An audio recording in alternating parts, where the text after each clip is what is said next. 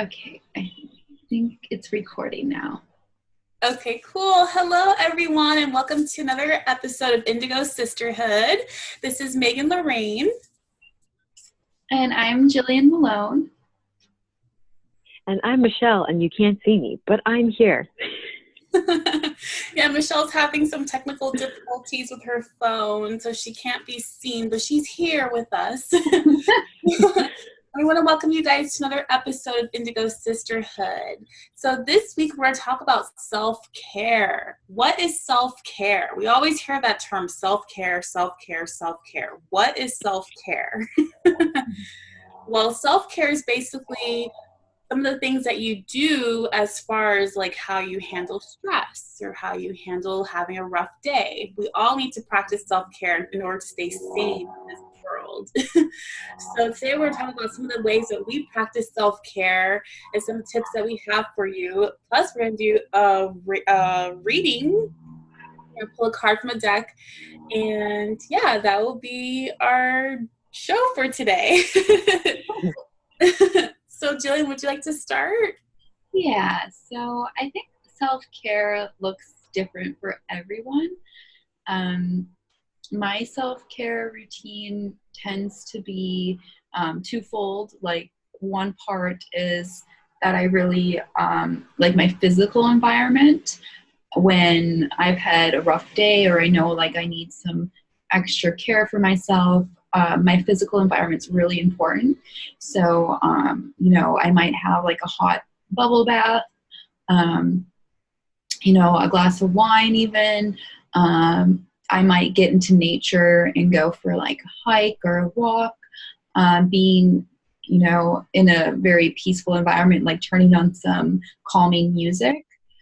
That's a huge part of my self-care, and also doing things for myself physically. Like I might, do a face mask or paint my nails. And I think part of, everyone's self-care looks different, but part of mine is because I'm a Taurus moon. So Taurus likes, sensual things or things that deal with, the senses and the body. So that's a big one for me. And then I guess my other part is more like emotional. So feeling like I have the emotional support system, like someone to lean on and talk to, and even like my dog as emotional support as well. What about you girls? I guess I can go. I know for me, the same as Jillian, like I have to do something very physical. So whether it's doing yoga or taking a hike or go walking, dancing even, I love to dance. For me, listening to music, I always have to have music playing in the background, and I love to sing. So that's kind of like my way of practicing self-care, and also doing art, like buying coloring books like this I got on Amazon. This is called Ladies of Leisure. So I'll show you some of the stuff that I've colored. So I have this. That's Looks like cool.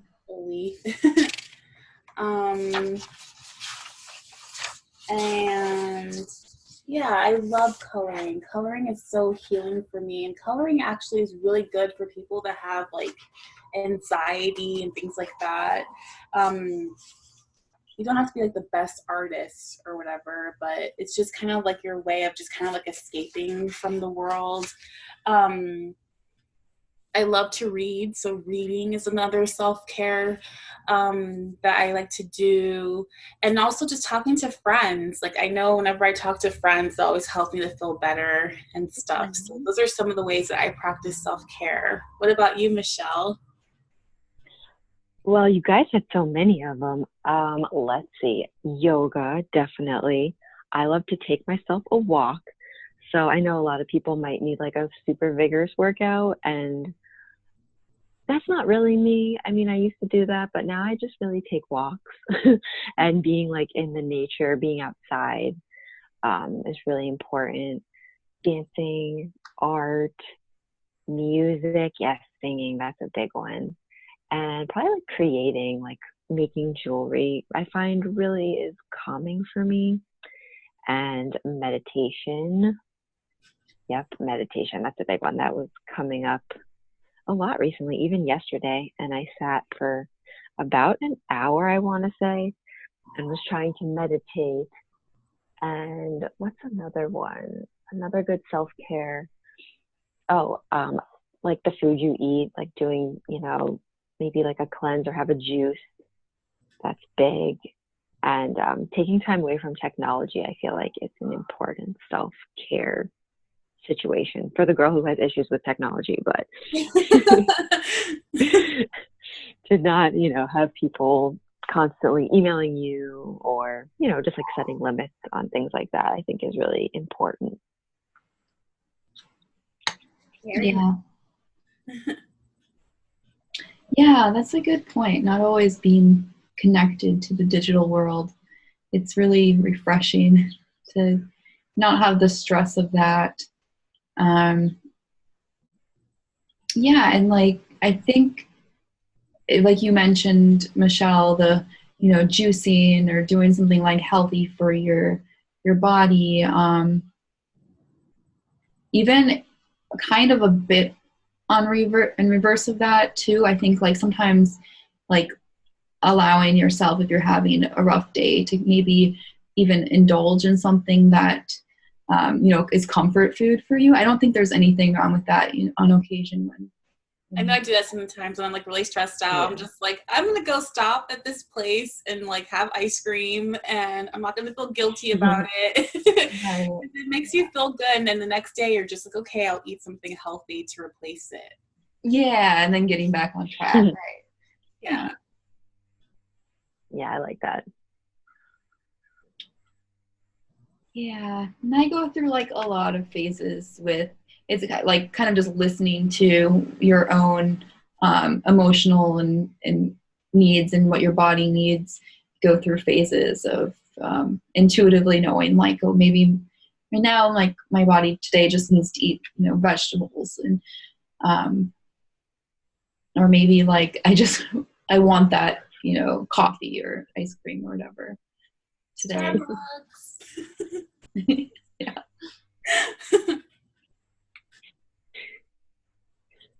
Green tea frappuccino, soy milk, no whipped cream. Oh my gosh, so favorite. I know. Oh my goodness, I'm gonna get some this week. Yeah. So how do you practice self-care? And like what Jillian said, self-care is going to look different for everyone. But it's always good to have some that are ready for you to do, so that way when you find yourself in a stressful situation where you're feeling really stressed out or overwhelmed, you know what your coping skills that you can use to help you to feel better. Yeah, that's so true. Just like knowing what works for you personally. Maybe some of your passion projects, focusing on those, journaling about emotions. That's a big one too that I know has helped me through like very difficult times, journaling and kind of letting that information just flow through from whatever, wherever it's coming from. Yeah, that's such a good one. I was thinking, I forgot about the journaling, but that's definitely true. Yeah.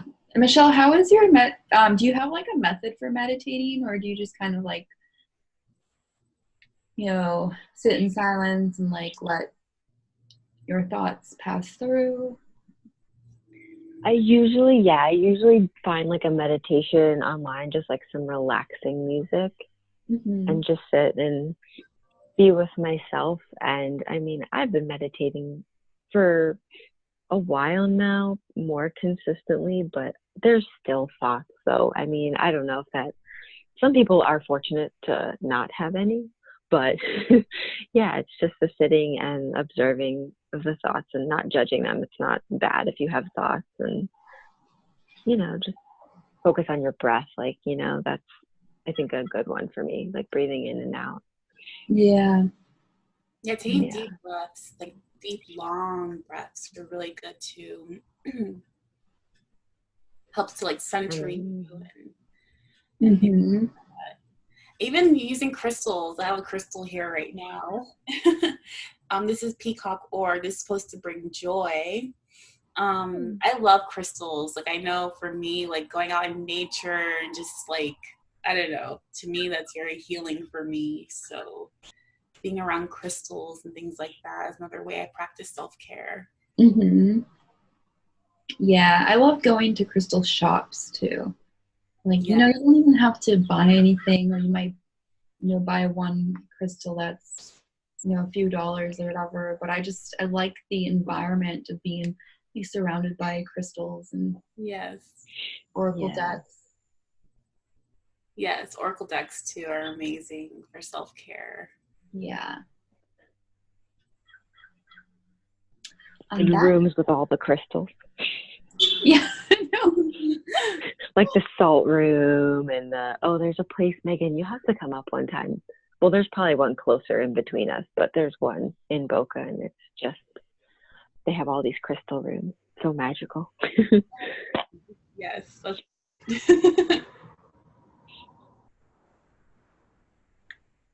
do we want to draw a card, or do you have, or does anyone have more tips for self-care? I'm down to draw a card. Okay. Do you want to go first? Or you want me to go first? You can go first. Okay. So I'm using the Tarot Vampires deck by Ian Daniels. I'm just going to pull a card for everyone that's watching. My question is, what do we need to know most for this week in regards to self-care?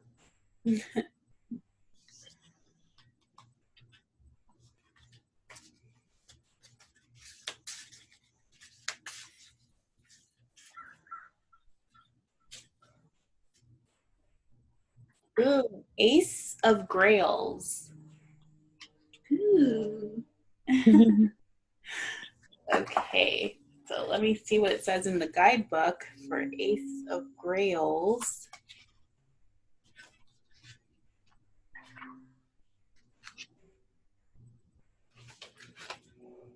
Grails is over.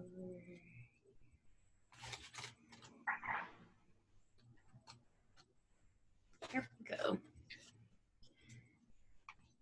Okay. So the Ace of Grails, essence, the essence of emotion, the depths of feeling, intuitive emotions, intimacy or spiritual love, fertility, beauty, pleasure, and happiness, intuition, empathy, pure emotion and harmony, psychic awareness, sympathy, kindness, and parental love, idealism, romance, receptive, is that how you say it? Receptive, I can't read. receptive, forgiving, and self-sacrificing, pure, virginal. Says the Ace of Grails represents deep feelings and heightened intuition or emotional sensitivity.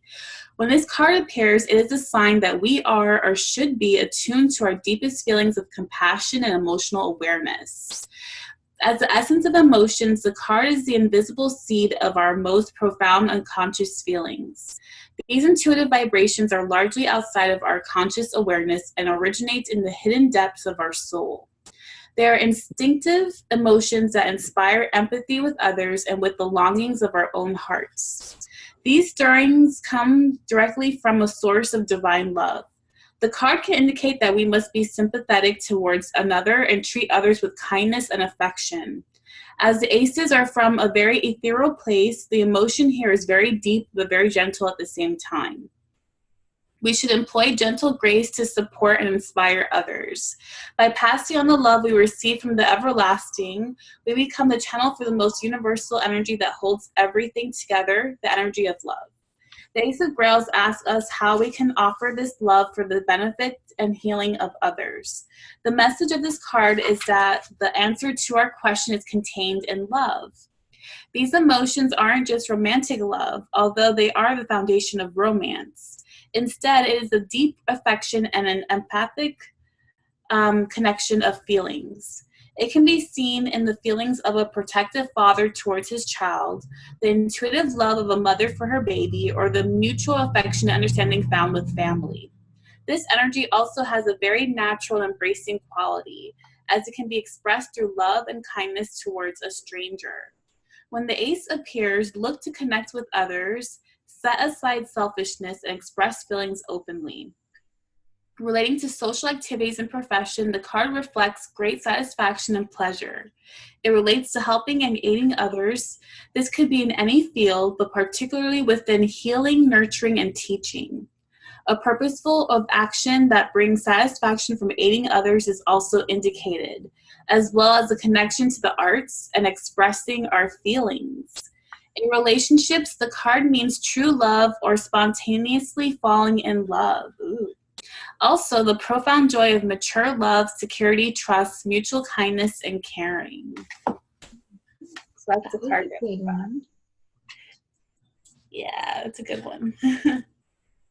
Good one for self-care. Yes. Cool. I'm going to use the True Black Tarot by Arthur Wang. I just got these cards.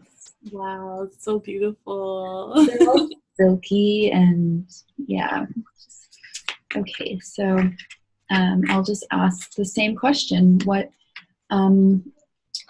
we as a group and Indigo Sisterhood and as our viewers, we're all part of this group, what we need to, and community, what we need to know as it relates to self-care this week.